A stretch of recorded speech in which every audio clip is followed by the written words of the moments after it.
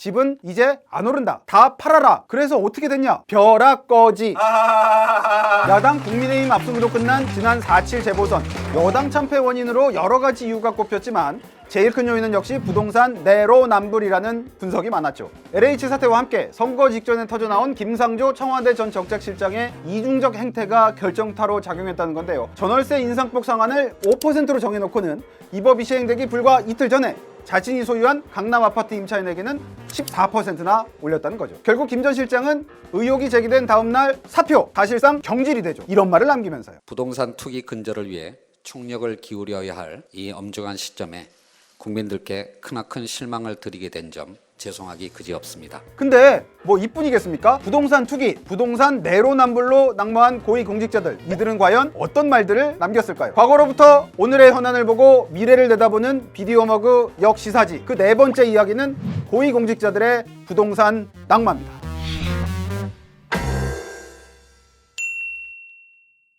부동산 투기 문제로 고위공직자들의 낙마가 본격화한 건 김영삼 정부 첫 해인 1993년부터입니다. 이해에만 고위공직자 무려 242명이 한꺼번에 옷을 벗었습니다. 뭐 때문에? 부정축제, 부동산 투기 때문에. 문민정부를 내세우며 집권한 김영삼 전 대통령은 취임하자마자 강력한 사정 드라이브를 펼쳤죠. 사정이라는 건 잘못된 일을 바로잡는다, 이런 뜻이에요. 취임 이틀 만에 먼저 대통령 본인과 가족 재산을 딱 공개하는 선빵을 날린 다음에 오늘 나의 재산을 공개하도록 하겠습니다. 정부 장차관들과 청와대 수석 비서관들, 여당 국회의원들도 양심에 따라 자진해서 재산을 다 공개하라고 했죠. 근데 말이 자진해서지 사실상 강제나 다름없지 않았겠습니까? 대통령이 하라고 했는데. 그래서 어떻게 됐냐? 줄줄이 사퇴, 탈당, 제명이 이어졌습니다. 전현직 국회의장, 인권변호사 출신 서울시장, 국토교통부 장관, 보건사회부 장관 등이 줄줄이 날아갔죠. 그리고 뭘 했냐? 곧바로 재산공개 의무화법을 딱 만들어버립니다. 입법, 사법, 행정부 1급 이상 고위공직자들은 재산을 반드시 공개하도록 말이죠. 그래서 재산을 딱 열어봤더니 우와, 고관대작들이 어마어마한 부동산을 갖고 있던 거예요. 투기가 아니면 설명하기 어려울 정도로 말이죠. 이때부터 또 줄줄이 사퇴 기사들이 도배가 됩니다. 거액 부동산 소유하거나 있는 부동산 제대로 신고 안 했던 여당 의원들은 당에서 그냥 쫓겨났고요. 충격적이었던 건요, 당시 대법원장도 그리고 검찰총장도 자진사퇴 형식으로 옷을 벗었죠. 왜? 부동산 문제 때문에.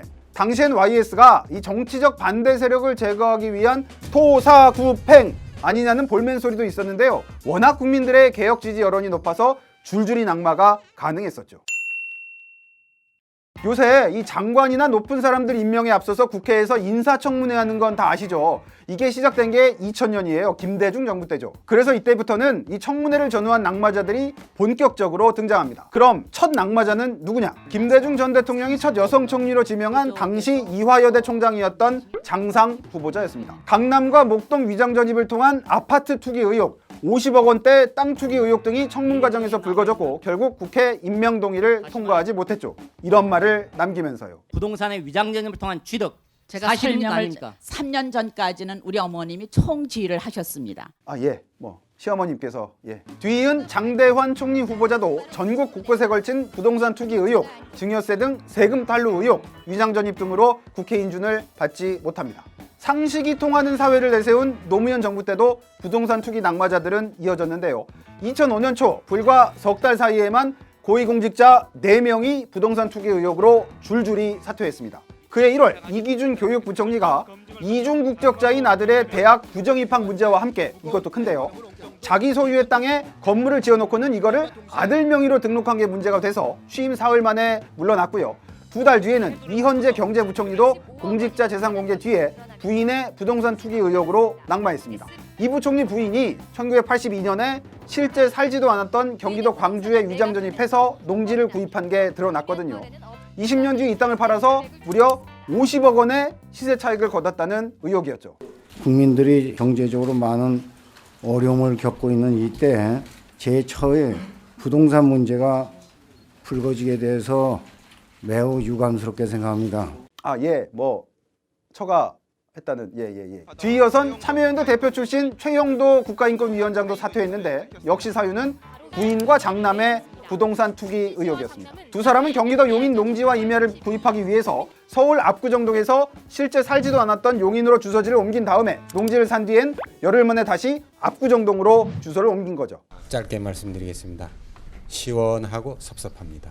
대미는 강동석 건설교통부 장관이 찍었는데요. 인천공항공사 사장으로 재직하던 때 처제와 고등학교 동창이 인천 을왕리 농지를 산 게 문제가 됐죠. 당연히 지금 LH 사태처럼 개발 정보를 미리 알려준 거 아니냐는 의혹이 일 수밖에 없었고요. 을 사고 나서는 알았습니다. 그때라도 적극적으로 말리지 못한 게 자, 부동산 투기 낙마의 하이라이트 이제 들어갑니다. 기억하시는 분들 좀 있으실 텐데요. 이 부동산 투기로 장관 후보자들이 그야말로 추풍 낙엽처럼 하루가 멀다 하고 떨어지던 때가 있었죠. 바로 이명박 정부 첫 내각 때입니다. 고소영 내각, 강부자 내각으로 불리던 때 말이죠. 시작은 호기로웠습니다. 저와 함께 일하면 베스트 오브 베스트는 모르지만 누잉 베스트는 될 것 같습니다. 그런데 곧바로 각종 의혹들이 쏟아졌어요. 핵심엔 역시 부동산 투기 의혹이 있었죠. 자, 먼저 이 전국 각지에 40건의 부동산을 보유했던 이춘호 여성부 장관 후보자가 이명박 대통령 취임식 전날 자진 사퇴했습니다. 당시 이분 해명이 화제였는데요. 서초동 오피스텔은 내가 암 검사에서 암이 아니라는 결과가 나오자 남편이 감사하다고 기념으로 사준 것입니다. 라고 했었죠. 시민운동가 출신 박은경 환경부 장관 후보자는 농사를 짓는 사람만 농지를 보유할 수 있다는 농지법을 어기고 경기도 김포에 절대 농지인 논 1000여 평을 보유한 게 드러났죠. 결국 청문회 직전에 사퇴했는데 이 해명 과정에서 가히 역사의 길이 남을 명언을 남겼습니다. 자연의 일부인 땅을 사랑할 뿐 투기와는 전혀 상관없습니다. 이 말은 이후로도 부동산 투기한 고위공직자들이 나올 때마다 거듭해서 회자되고 있는 명언 중에 명언이죠. 미국 영주권자였던 부인이 경기도 수원 상가에 원정 투기했다는 의혹이 제기됐던 남주홍 통일부 장관 후보자도 해명을 한다고는 했는데 그게 뭐 이런 거였습니다. 부부가 교수 25년 하면서 재산 30억이면 다른 사람과 비교해도 양반 아닙니까? 낭만은 면했지만 이 청문회 내내 이 부동산 투기 의혹을 받았던 이윤호 지식경제부 장관은 미소를 머금고 이런 말도 했죠. 또 여의도는 사람이 살기에 그렇게 좋은 지역은 아닙니다. 지금 제가 살고 있는 주상 아파트도 사실은 그래? 예. 여의도가 이 밖에 본인과 가족 명의로 집이 5채나 있었던 국토해양부 장관 후보자, 위장 전입으로 농지를 사들인 것도 모자라서 쌀 직불금까지 신청한 보건복지부 차관 등등 당시 정말 난리도 아니었죠. 근데 궁금한 건 이렇게 이 줄줄이 비엔나 소시지처럼 부동산 문제 드러날 걸 알았을 텐데 MB는 왜 이런 사람들을 장차관에 떡하니 앉혔던 걸까요? MB 뒤를 이은 박근혜 정권 때라고 뭐가 달랐을까요? 이때도 만만치 않아요. 박근혜 정권 첫 국무총리 후보로 지명된 김용준 전 헌법재판소장. 1975년 법조기관들이 강북에서 서초동으로 이전한다는 보도 불과 이틀 전에 8살, 6살 난 장남과 차남 명의로 서초동 땅을 매입하는 등 수도권 땅 집중 매입 의혹이 잇따르자 지명 5일 만에 자진 사퇴했습니다. 기자들 질문엔 이렇게만 답했죠. 한 말씀만 좀 해주시죠. 아직 부동산 증여세는 내셨나요? 뒤이어 특혜업체 주식 보유 의혹, 부동산 투기, 편법 증여 등 30가지가 넘는 의혹을 받았던 김병관 국방부 장관 내정자도 장관이 되지 못했습니다. 인사청문회에선 부동산 투기 의혹에 대해 29번이나 이사를 했다며 또 하나의 명언을 남겼죠. 투자에 다 실패하셨다고 했는데 대부분의 투자는 다 성공하셨습니다. 그것도 몇십 배의 차익을 성공하시고요. 딱 2개 성공했습니다. 딱 2개. 딱 2개. 기회는 평등하고 과정은 공정하며 결과는 정의로울 것이다. 문재인 정부가 내세운 캐치프레이즈죠. 근데 진짜 그랬을까요? 인사배제 5대, 나중에 7대로 확대된 기준이 있었지만 고위공직자 낙마 릴레이는 그치지 않았죠. 최종호 국토부 장관 후보자는 투기 과열지구에만 주택 3채를 보유했는데도 장관으로 지명됐다가 낙마했고요. 조동호 과기부 장관 후보자는 2 아들을 미국에 유학 보냈는데 이들이 현지에서 포르쉐를 타는 등 황제 유학 의혹이 불거졌죠. 그래서 아들 유학자금이랑 한국에 있는 부부 생활비랑 이거 다 어떻게 마련했냐고 물었더니 이런 답변을 하고 지명 철회됐습니다. 제 소득이 한 1.5억 정도 된 것 같고요. 네. 그리고 그 전세 자금을 올렸습니다. 그래서 장관들뿐만이 아니었죠. 청와대 대변인이었던 김의겸 현 열린민주당 의원, 서울 흑석동 재개발 구역에 영끌 투자했다가 옷 벗어야 했고요. 집권 이후 집값이 계속 오르자 청와대가 먼저 나서서 고위공직자는 집 한 채만 남기고 다 팔아라 라고 했는데, 정작 그 얘기한 노영민 비서실장은 서울 반포와 충북 청주에 2채 갖고 있다가 반포 집은 남기고 청주 집을 내놔서 논란을 빚기도 했었죠. 역시 똘똘한 한 채뿐이라는 교훈을 남기고요. 끝까지 다주택 처분 안 한 채 그냥 옷 벗은 청와대 비서관들도 즐비했죠. 그래서 직보다 집을 선택했다는 씁쓸한 말이 회자가 됐고, 이런 게 내로남불이 현 정권을 비판하는 상징어로 자리 잡는데도 한몫했죠. LH 너더이씨. 위정자들은요, 늘 우리가 집값 잡겠다, 이제 안 오른다, 그러니 무리해서 집 사지 말라고 합니다. 급격한 그 가격 상승이 있었는데 원상 회복되어야 한다고 생각합니다. 원상 회복하시겠다고 하면 집 없는 서민들은 집 안 사고 원상 회복될 때까지 마음 놓고 기다려도 되는 건지.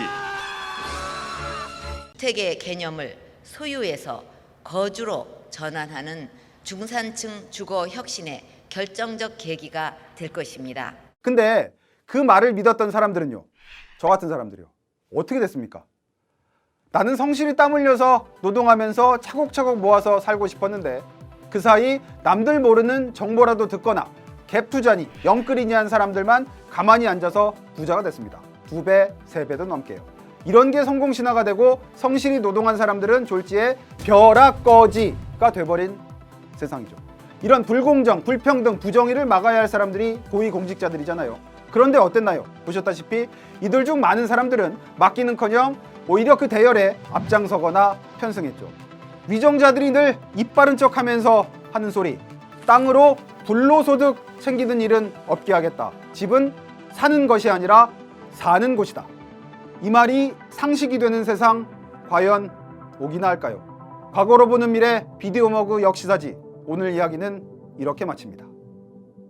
여권의 높은 사람이 그런 얘기를 하더라고요. 이렇게 서울 집값이 아직 다른 나라보다 싸다는 거예요. 미국, 유럽 이런 데보다 여전히 싸대. 어처구니가 없어갖고 내가